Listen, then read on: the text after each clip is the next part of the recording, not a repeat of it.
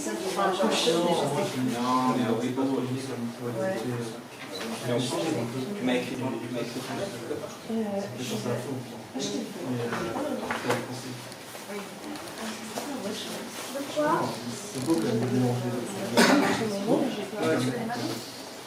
Vous le relaxez, c'est bon. Non, je n'ai pas besoin.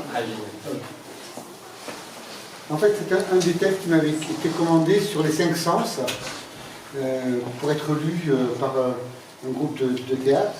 Et celui-ci s'appelle L'odeur du silence. Écoute ma voix, le tonnerre qui gronde et la source qui jaillit de mes eaux profondes, de ce flacon d'herbe folle, là, que je tiens là, dans le creux de ma main. Écoute mes silences, si tu le peux, ami, si tu le veux.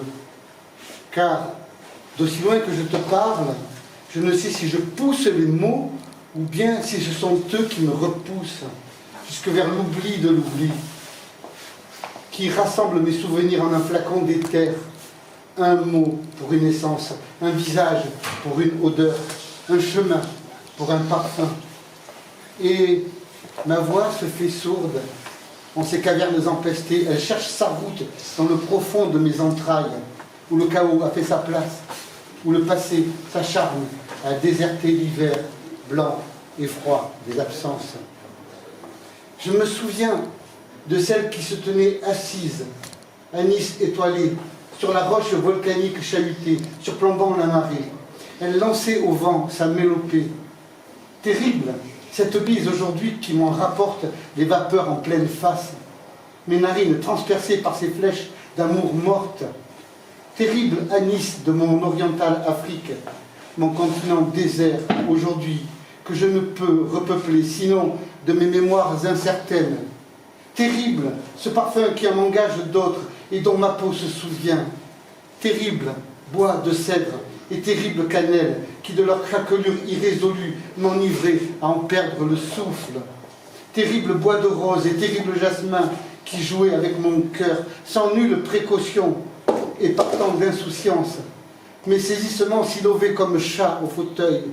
Terrible enfin, cette bergamote qui jaillissait en bataille de ses cheveux et de son cou et de ses lèvres.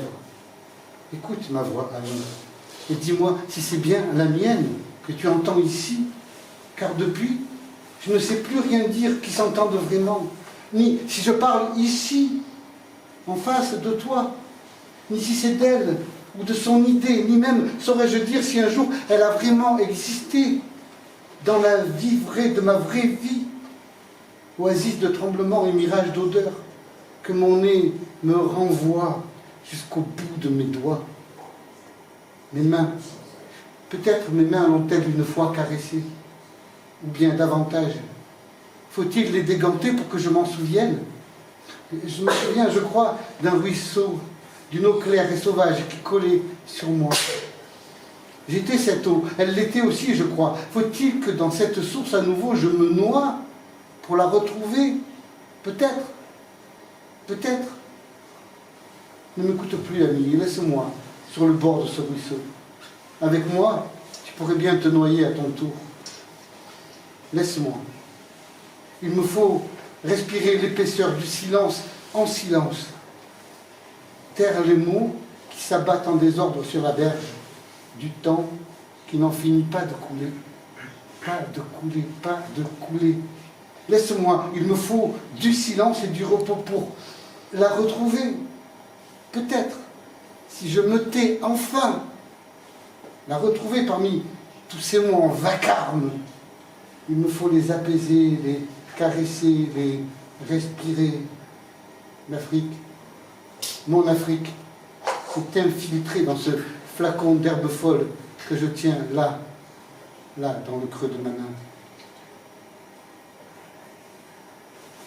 Bravo.